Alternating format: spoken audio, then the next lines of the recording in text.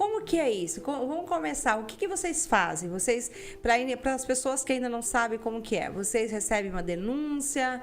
Alguém vai procurá-los? Como que é? Como que acontece? Conta essa história para nós, porque deve ser doído quando você chega na casa de uma pessoa e você chega lá e vê o caos. Sim. É muito angustiante, porque a gente vai através de denúncia, né? Porque a gente, infelizmente, sabe, a gente até brinca que não tem uma bola de cristal, né? Para saber impossível. onde está o caô da coisa, né? A situação, a precariedade. Muitas das vezes a gente recebe a denúncia, não procede. Ai, como a gente fica feliz. Ai, graças a Deus que essa denúncia não procede. Olha que bênção, tá tudo certinho. Mas 90% procede. É doloroso, dói na alma. Como a gente gostaria de chegar lá e falar, meu Deus, isso podia ser diferente. Nossas crianças, quem podia estar protegendo, cuidando, são os violadores. São os que estão judiando da criança, expondo ela em risco, não protegendo elas. A criança, muitas das vezes, a criança nem imagina que jeito que poderia ser, porque ele sempre viveu aquilo. Nem conhece. Não conhece o outro lado, não conhece o outro lado. Então a gente está ali para mostrar. Mãe, acorda para a vida. Eu faço isso. Eu estava falando hoje para o Robertson, até nós saímos juntos. Uma mãe me abraçou. Eu como conselheira, no dia eu fui. Eu tirei 3 crianças dela, abriguei, acolhi 3 crianças. Eu, como Rose, eu e outro conselho, né, o conselheiro, como oficial de justiça e tal. Ela hoje me abraçou, me beijou, falando assim: Rose, eu te amo. Ela entende que foi para o bem dos filhos dela, porque nem ela sabe. Porque ela está vindo de uma vida também, ela está propagando aquilo que viveu, entendeu? Então ela não sabe o que é ter uma vida digna e o que é oferecer para o filho, porque ela também já foi acolhida, ela também já viveu em toda essa situação. Para eles é normal, vamos dizer, né? É normal. Tá. E ela dá continuidade, entendeu? Até chegar alguém, tipo, a rede de proteção em si, dá um chacoalhão de realidade. Então, esse caso, por exemplo, então vocês recebem uma denúncia. Sim, respondendo a tua pergunta, a gente atende a denúncia, a gente vai até a residência, mas daí a gente encaminha para a rede de proteção. A gente chega lá, constata a situação. Não faz nada no momento. Muitas das vezes, sim. Muitas das vezes, dependendo da situação. Porque a gente tem que agir no momento. Se for uma situação que a gente consiga verificar a situação de risco mesmo, seja um risco eminente, então a gente precisa agir naquele momento. E aí, como que vocês têm, por exemplo, autoridade para retirar? Sim, exatamente. Olha, pessoal, presta atenção, é importante. O Conselho Tutelar tem autoridade ali para agir. A gente tem 24 horas para informar o juiz, o judiciário. Aí você já pega essas crianças e já leva para o acolhimento. Já leva. Exemplo, o pai sai, a mãe sai e deixa a criança sozinha. Isso jamais, pai e mãe, pode acontecer. Chega a me porque arrepiar. eles estão em risco. Ali eles podem pegar um isqueiro, eles podem brincar no balanço, se enforcarem. Tem N's, né, Então, a primeira medida, Ângela, só para a gente explicar um pouquinho, né?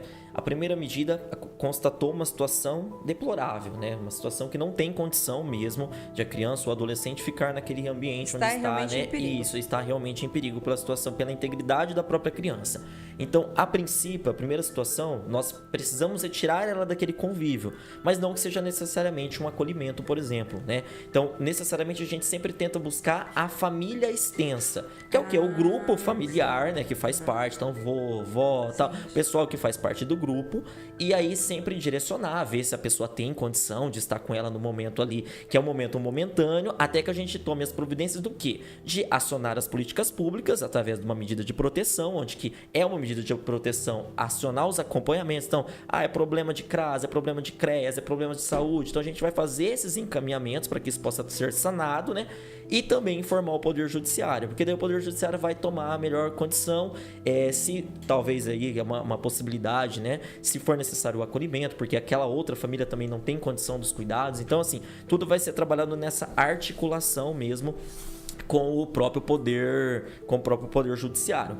Então, a primeira situação aconteceu ali, normalmente até a própria criança, minha tia mora ali e tal, porque então a gente já sempre tenta buscar essa família. Por quê? Porque o acolhimento não é um ambiente legal, né, para essa situação. É a última opção.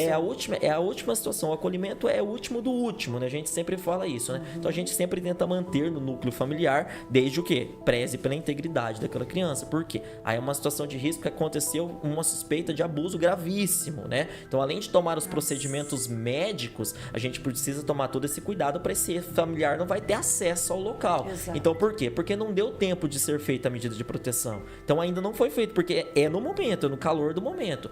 Então, assim, e por isso que a gente tem que ter, psicologicamente, é um trabalho muito complexo.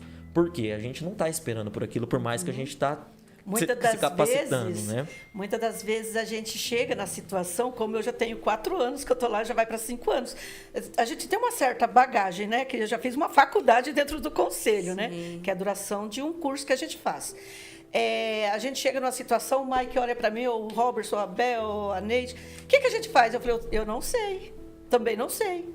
Então, tem momento que você se depara com uma situação que você nunca viu antes. É incrível. Todo dia você vê algo que você nunca imaginou, que você nunca viu antes. Então, as nossas crianças, realmente, elas sofrem. E o Conselho Tutelar está aqui para defender o direito delas. Tudo bem que a gente não consegue fazer o que a gente queríamos fazer. Olha, como eu estava falando anteriormente, comecei a falar para você que eu estou vindo de um outro colegiado, né? Que as pessoas falam que o Conselho Tutelar não faz nada. Mas o Conselho Tutelar não faz nada. É sigiloso. Tudo que o Conselho Tutelar faz é sigiloso. A gente não pode expor aos 4 cantos do mundo, porque a gente vai expor a criança, a família. É para proteção até da gente mesmo também, muitas das vezes. Então, eu vim de um colegiado, eu me orgulho em dizer, das minhas antes companheiras, né? Era maravilhoso, a gente trabalhava de sol a sol, era Covid, né? Peguei na época do Covid. A gente estava na linha de frente, sim, pessoal. Não era só os médicos, polícia, não. O Conselho Tutelar estava na linha de frente. Nós nunca paramos. Nós íamos buscar criança que estava sozinha em casa, porque o pai estava internado em UTI com Covid. A criança também estava com Covid. E nós estávamos ali para pegar a criança, para não deixar sozinha, com Covid e dar um norte para ela. Então, às vezes, a gente é muito mal visto, sabe? E muitas das vezes também os pais, o defensor da criança usa o Conselho Tutelar como fosse os vilões. Vou chamar o Conselho Tutelar aqui. O Conselho Tutelar vai vir buscar vocês. Os adolescentes têm medo da gente.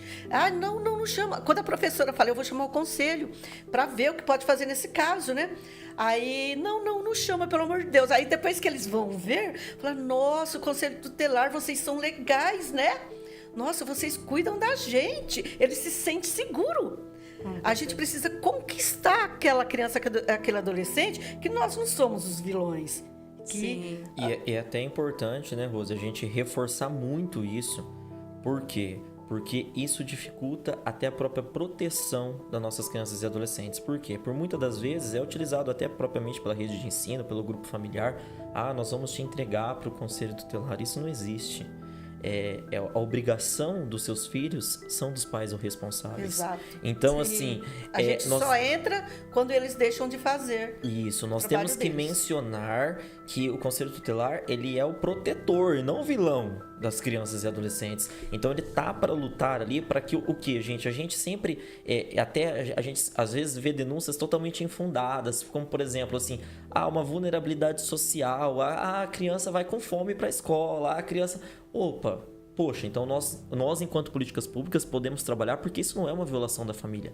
Pobreza não é violação. Exato. Muito pelo contrário. A pobreza, ela precisa ser sanada. Então ela precisa ser trabalhada. Então todo mundo precisa o quê? Se articular, e aí é onde entra as políticas públicas para que possam trabalhar para executar uma qualidade para aquela criança. Porque como que a gente vamos cobrar de uma família que não tem estrutura nenhuma? nenhuma. Então a gente precisa estruturar essa família. Essa que é a parte mais importante. E nós precisamos acreditar nas famílias. Sim. Nós precisamos ser as pessoas para acreditar. Porque são elas que vão cuidar das nossas crianças, dos nossos adolescentes. Com certeza. Está nas mãos dos pais, das mães, dos avós, dos responsáveis. O Conselho Tutelar, muitas das vezes, a pessoa liga para a gente: conselheiro, olha, eu não sei o que fazer com essa situação, meu filho não quer ir para a escola. Liga para a gente: que idade tem seu filho, mãe? 8 anos. Ô, mãe, pelo amor de Deus, se a senhora não consegue impor uma situação para o teu filho de 8 anos, imagina quando tiver 17, 18 e tal. Meu Deus. Entende? Então,